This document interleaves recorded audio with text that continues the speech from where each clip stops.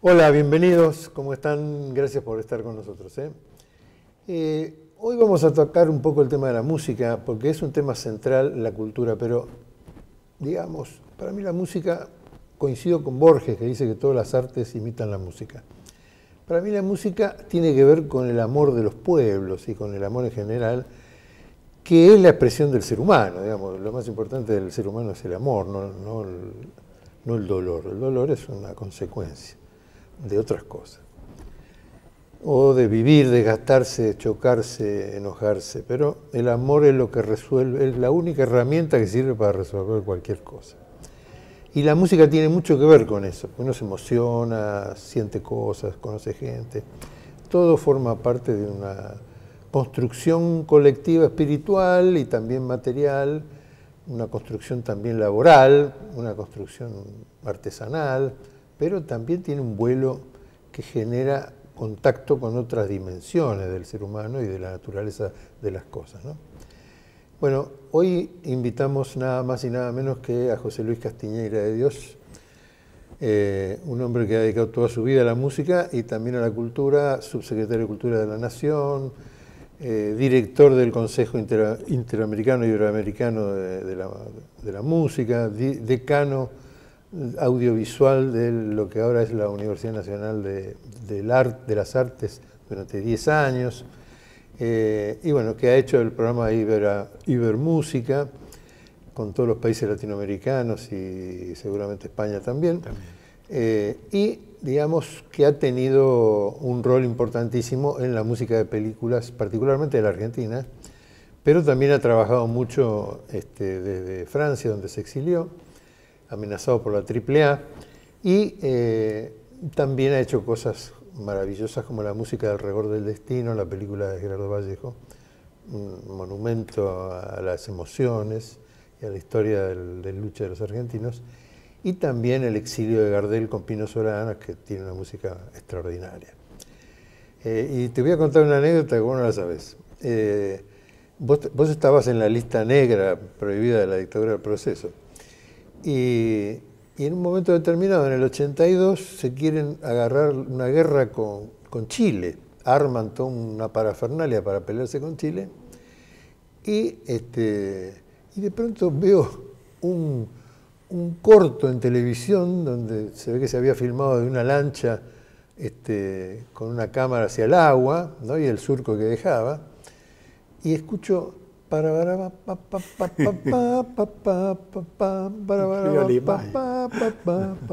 tema tuyo, Río Limay, maravilloso, extraordinario. Y digo, estos hijos de puta que persiguen y amenazan de muerte a José Luis Castiñeira, no sé si sabrán quién hizo esa música, pero un musicalizador le puso Río Limay y fue la música emblema del enfrentamiento con Chile, de la dictadura del proceso. Qué bárbaro. ¿La sabía o no sabía? En algún momento... En algún momento eso me parece que te la he contado. Pero, creo que me enteré por vos de que eso había sucedido. Yo no estaba en la Argentina en ese momento. Y me asombró porque me indignó también, para qué te voy a decir, porque es un uso ilegal de la música, ¿no? La legalidad para ellos era un tema menor. Pero siguiendo lo que planteabas en la presentación, a mí me parece también que la música es una forma del conocimiento, de un conocimiento extrasensorial o suprasensorial un conocimiento como el de las matemáticas, porque la matemática y la música tienen mucho que ver en muchos aspectos, y que en mi opinión y después de toda una vida de rondar en torno al arte de los sonidos y de los silencios, es como una descripción del mundo. Para mí es como un mandala, como una especie de esquema, como si uno pudiera a través de una cortina, un cortinado platónico, y descubrir cómo es la sombra del mundo, cómo es la explicación de la vida y de la existencia, como si es que hubiera alguna racionalidad en todo aquello.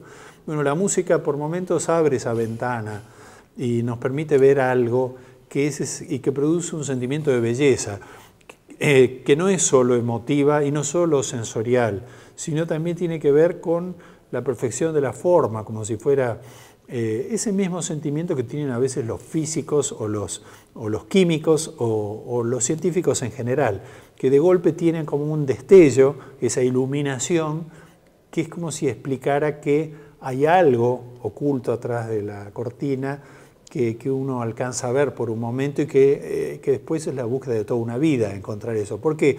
Porque produce, no solo por un conocimiento, por supuesto que no práctico, porque no tiene ninguna practicidad el conocimiento de la música en esos términos, pero sí explica bien lo que es la condición humana, explica bien la condición humana, percepción que tiene todo el mundo. Por eso es que la música permite comunicarse con tanta facilidad a los seres humanos. Ahí vamos a un punto, bueno, yo a veces pienso, miro un cuadro, ¿no? Y digo, el tipo que pinta un cuadro, a lo mejor lo que está haciendo es expresar un esquema que tiene adentro. Digamos, no es una cosa que hace hacia afuera desde la mano, por ejemplo, o del pincel, sino que el tipo está expresando una cosa que a lo mejor es un chip que tiene adentro de la cabeza. La música explicada, como vos lo decís, viene un poco a entrar en ese tema. Sí, los filósofos, los neoplatónicos, ellos con el tema de la armonía del mundo, lo que buscaban era justamente la armonía de las esferas, encontrar cuál era la música del universo. En eso los astrónomos han estado muy cerca de eso, porque efectivamente el universo, el cosmos, cuando uno lo mira desde la astrología o desde la astronomía, parece tener la lógica de un mecanismo, ¿no? Maravilloso y perfecto.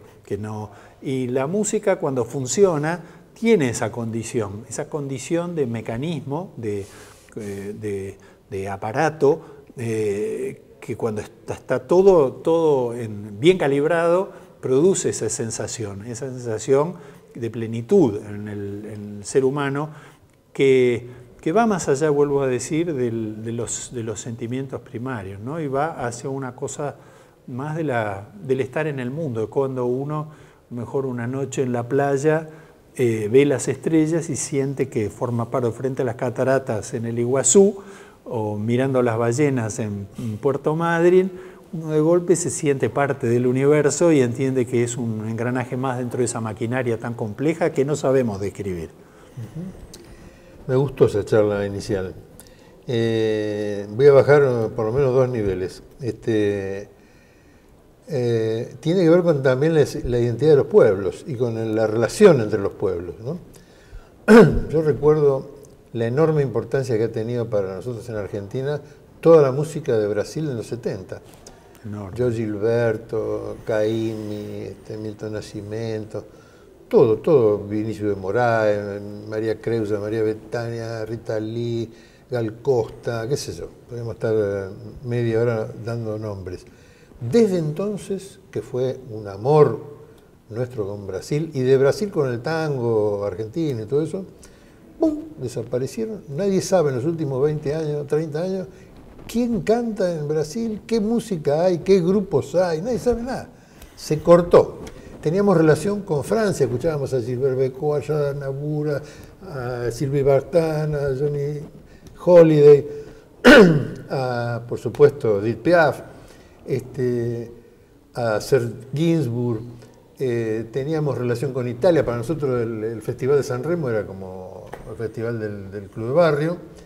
ahí estaban Rita Pavone, estaba Giglio Cinquetti, estaban todos los cantantes masculinos, Nicola Di Bari, qué sé yo, Domenico Modugno. Hasta los alemanes, yo me acuerdo que había unas en televisión, una figura que se llamaban las hermanitas Kessler, creo que se llamaban, que cantaban en alemán y eran figuras de la televisión, ¿no? Popular, ¿no?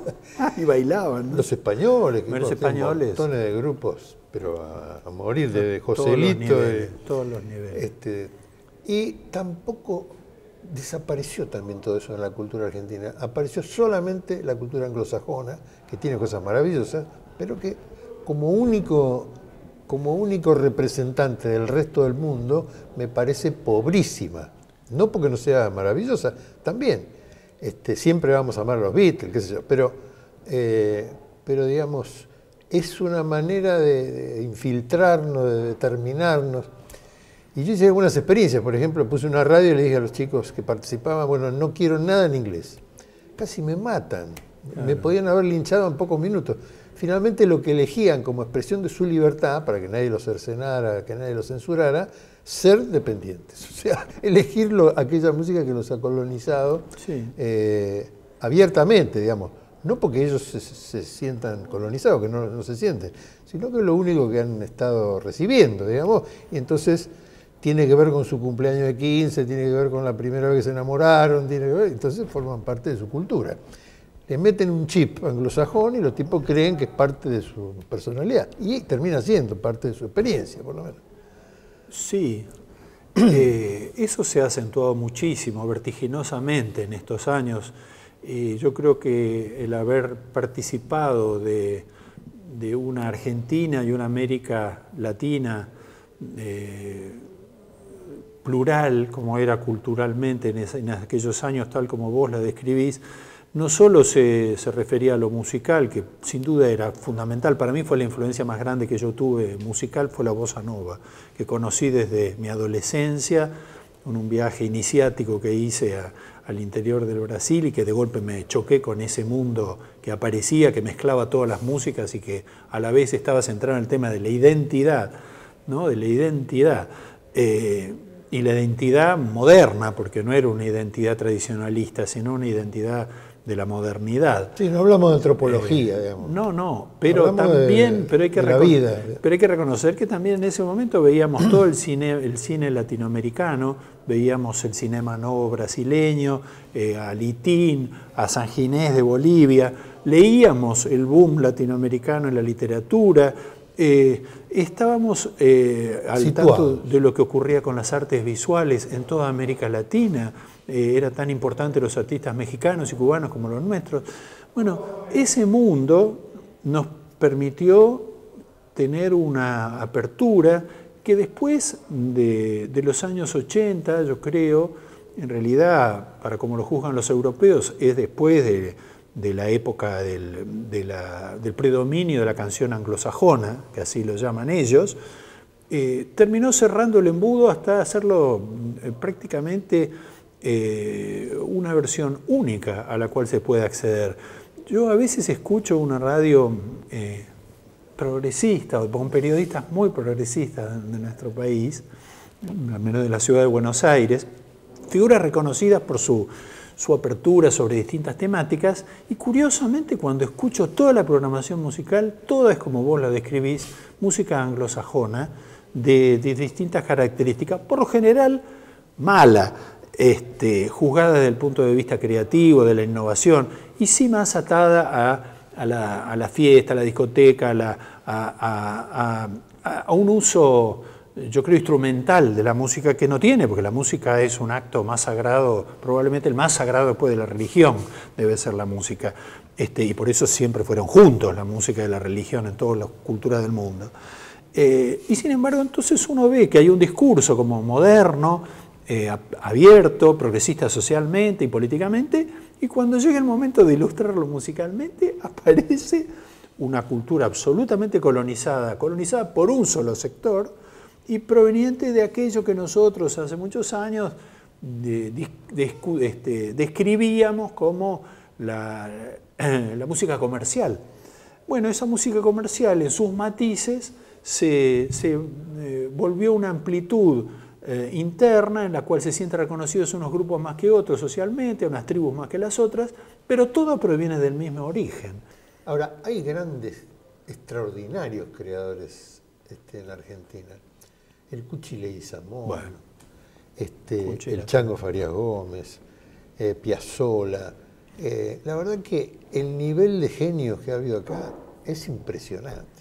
Sí, más todo lo de la historia del tango, que son, sí, bueno, digamos que es interminable. Son centenares de artistas. Grupos de cantantes, ¿no? Empezando por Gardel y siguiendo por... Sí, empezando, claro.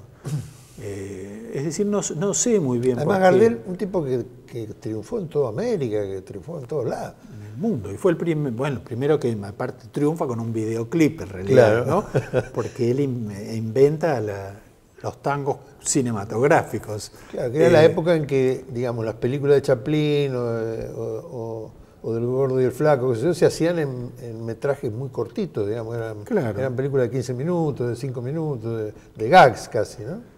Sí, lo que pasa es que cuando aparece el cine sonoro, ahí se produce un vuelco inmediatamente, porque lo que se testea cuando el cine pasa de ser silente, como se dice ahora para no ofender a nadie, a ser sonoro, ahí se testea cuáles sean los gustos populares de la época. Y ahí aparece el jazz, con la película El cantor de jazz, con Al Johnson en Estados Unidos, aparece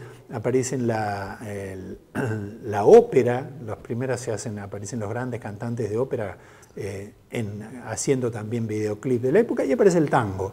El tango, Gardel, todas esas películas que filma en Francia o en Estados Unidos, en Joinville, en Francia y en Hollywood, son notables porque revelan cuáles eran los gustos populares de la época, que eran diversos, tampoco estaban concentrados.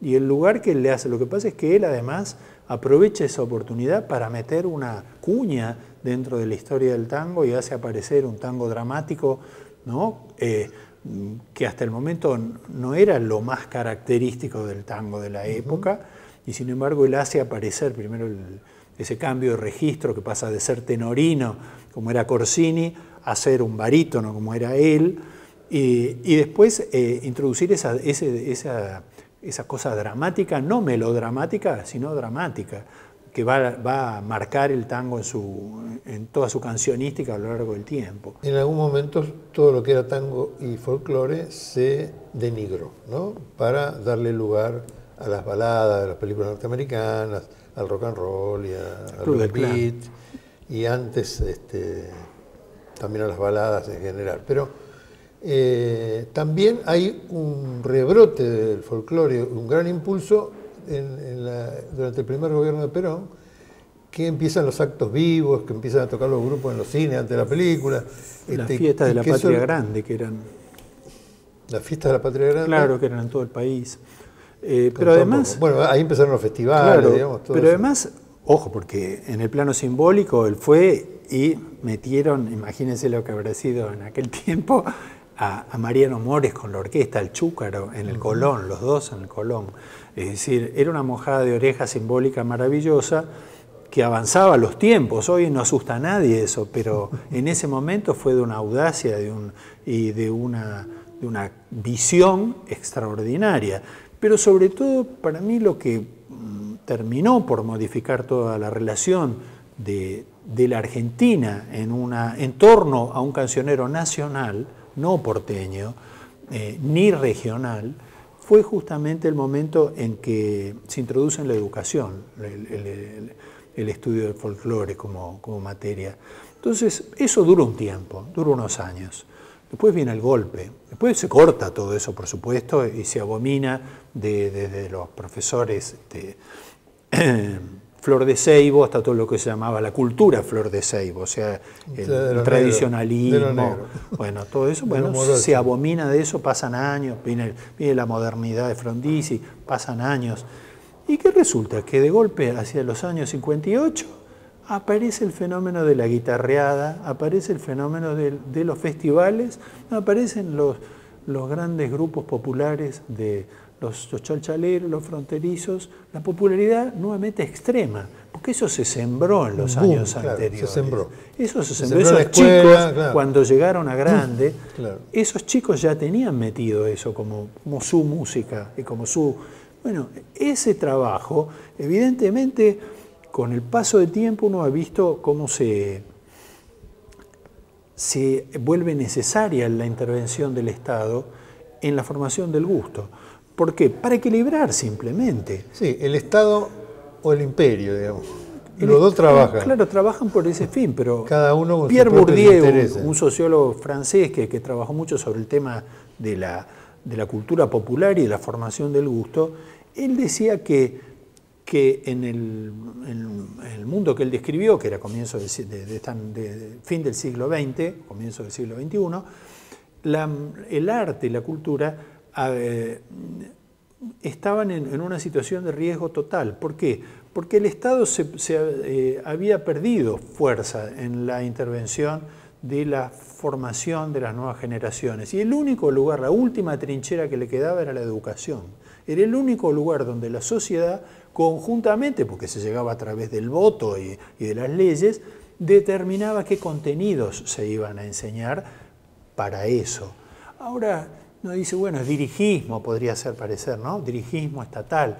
Bueno, siempre en dirigismo, son las discográficas. Hace muchos años había venido acá Jordi Pujol, el presidente de la Generalitat, y a él le preguntaba en un momento dado, bueno, ¿y cómo marcha la situación? Hacía años, estaba muy lejos de lo que sucede hoy, era simplemente una época. Bueno, nosotros estamos muy contentos de la gestión, dice en Cataluña, porque hemos incluido una tercera lengua en la formación en la escuela primaria, que es el castellano. Entonces le dije, ¿pero cómo el catalán? Y sí, dice, primero el catalán, segundo el inglés para estar en el mundo y ahora tercero el castellano. Y entonces les preguntó un periodista en una conferencia de prensa del Ministerio de Educación, ¿y para qué sirve el catalán? Dice, el catalán no sirve absolutamente para nada, salvo para ser catalán. Bueno, para fijar la cultura. La música nuestra no sirve absolutamente para nada, salvo para ser argentino, para ser sudamericano, para ser latinoamericano. Pero yo lo he visto disfrutar mucho a toda la gente que vive en todo el país, en todas las provincias, que digamos, ahí la música anglosajona no llega tan sencillamente. Es más el chamamé que se escucha en Corrientes que ninguna música en inglés. Que es más la chacarera que se escuchan en Santiago que ninguna canción en inglés.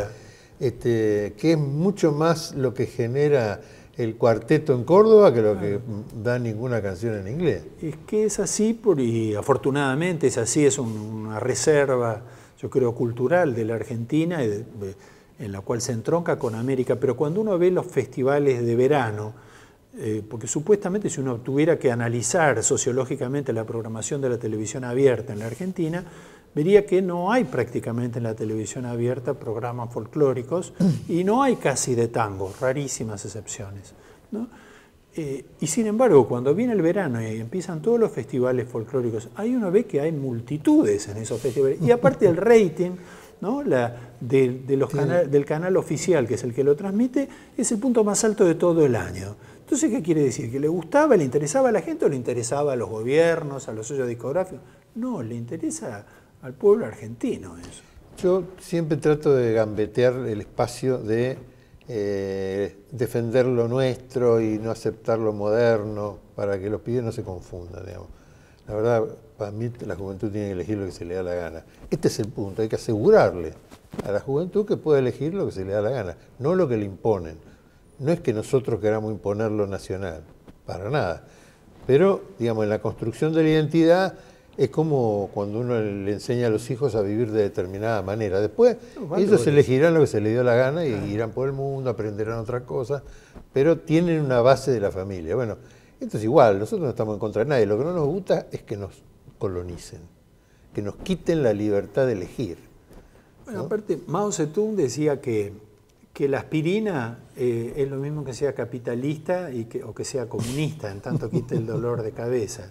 Dice, pero en la lengua el asunto no es tan sencillo, porque la lengua es la vía de transmisión de los valores de una sociedad, es los valores culturales de una sociedad. Por lo tanto, la cultura es inevitablemente nacional.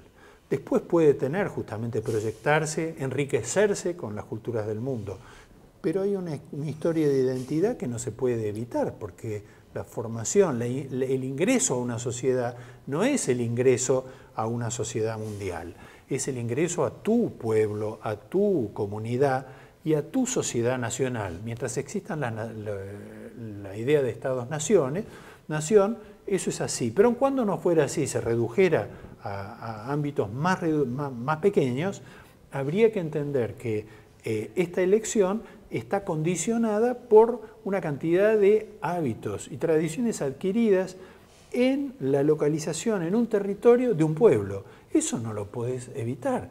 Si el pueblo de Israel hasta el día de hoy recuerda en una época determinada del año el paso por el desierto en el camino hacia la tierra prometida y comen una raíz que es amarga, bueno, ¿qué quiere decir? ¿Que desconocen la modernidad, que no les interesa la cultura del mundo, que dejaron de ser egipcios y pasaron a ser palestinos y después israelíes?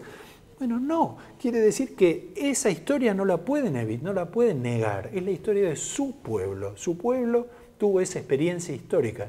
Es como nuestro pueblo. Nuestro pueblo tuvo experiencias históricas que se remontan incluso antes de la constitución de la Argentina como nación, que son mucho más antiguos, porque en el caso de las tradiciones de los pueblos originarios se remontan al caso, bueno, la Cueva de las Manos Pintadas tiene 9000 años, o sea que mientras en Europa no se había constituido la antigua Grecia, en la Cueva de las Manos Pintadas los tehuelches, los proto-tehuelches hacían un relato mitológico de la cacería con sus pinturas en el interior de una cueva, con fines propiciatorios, pero esa era la experiencia de ellos lo tenían que hacer. ¿Por qué? Porque eran cazadores, en otro caso los zonas eran recolectores, bueno, pero cada uno esa experiencia la lleva encima, no es que la pueda aprender. Y cuando, en el caso de la inserción dentro de una cultura mundial, de la mundialización, como quisieran decir los franceses este tiempo, en vez de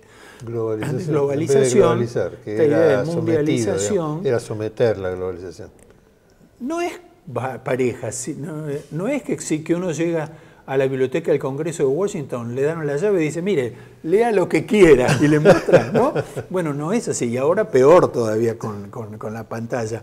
Ábralo el contenido que a usted le interese. No, es necesario tener una bitácora, una bitácora, un maestro, alguien que le va a decir, mira, hasta ahora nosotros hicimos esto. Ahora después, como vos bien decís, elija lo que le guste, lo que le parezca.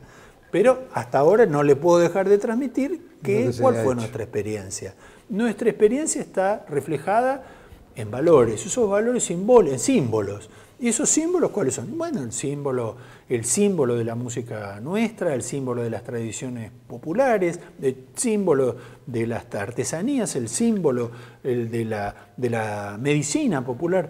¿Quién podría hoy decir que la medicina popular no sirve para nada? Habría que estar mal de la cabeza, ¿no es cierto? Al revés, es la ciencia todos los laboratorios occidental que está tratando de sacar los secretos. Aprendieron. Hace poco en un congreso el año pasado escuchaba a un científico de Buenos Aires que había trabajado en el Gran Chaco, en una zona, en el Gran Chaco, es decir, en la totalidad, entre Formosa, Chaco, Salta, toda esa zona, que es una zona, bueno, muy agreste y muy solitaria, donde la gente vive en condiciones muy difíciles.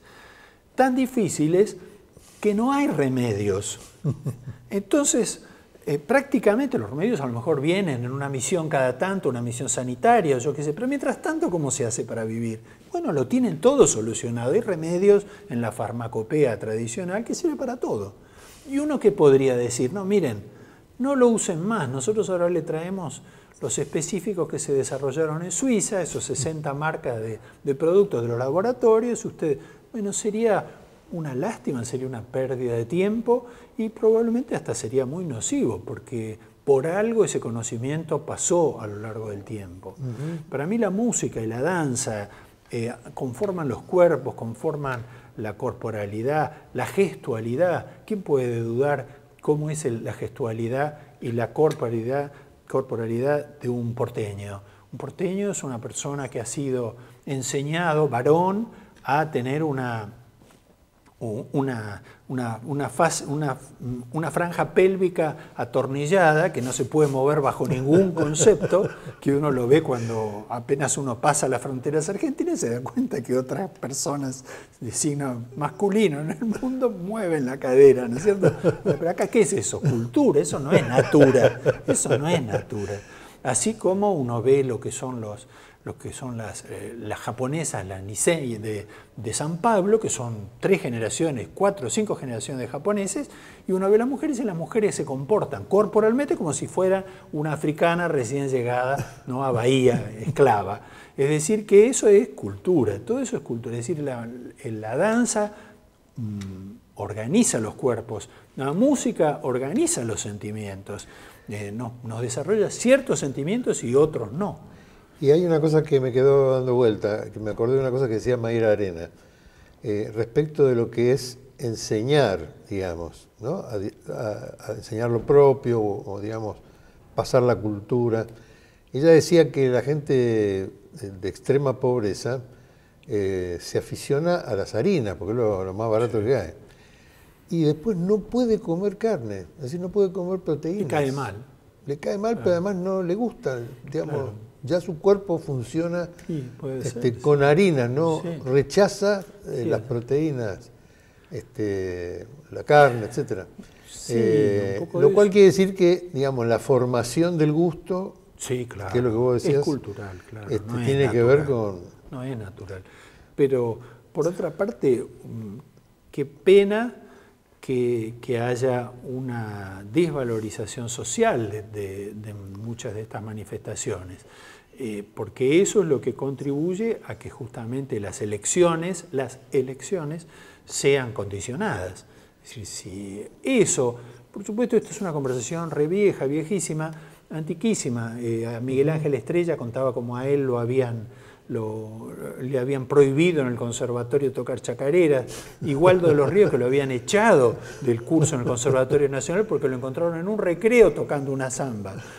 Bueno, ese tipo de cosas, o en el Conservatorio Falla de la Ciudad de Buenos Aires, que enseñaba un gran bandoneonista que se llamaba Barletta, pero enseñaba a tocar el bandoneón, había desarrollado toda una técnica, fue el primer profesor de bandoneón, creo yo, del Conservatorio de la Ciudad de Buenos Aires. Una técnica para que el bandoneón no soplara. Y yo le decía a Barletta, pero si lo más interesante que tiene el bandoneón es el soplido, es esa cosa respiratoria que tiene. Él había desarrollado toda una técnica. ¿Cómo sonaba? Como un armonio sonaba, claro, como si fuera un órgano, perfecto, todo, pero el bandoneón tiene la expresión. Claro. Y cuando uno ve desarmado un bandoneón, uno se da cuenta del milagro de la música, porque un bandoneón desarmado no es nada. Son 2 tapas de madera, un fuelle de papel y un peine como si fuera un peine metálico. Eso es el bandoneón. Con eso se hace eso, se produce ese efecto. No se puede creer. Maravilloso. No se puede creer. Algo que puede hacer llorar a multitudes, ¿no? Como última cosa me gustaría decir, que cuando uno defiende lo propio y defiende lo del mundo y se opone a la colonización del anglosajón, lo que uno está pidiendo o luchando no es para llorar que se perdieron costumbres, sino para ganar la libertad, asegurar la libertad. Y un Estado debe asegurar la libertad, como debe asegurar todos los demás derechos humanos. Y también asegurar el futuro.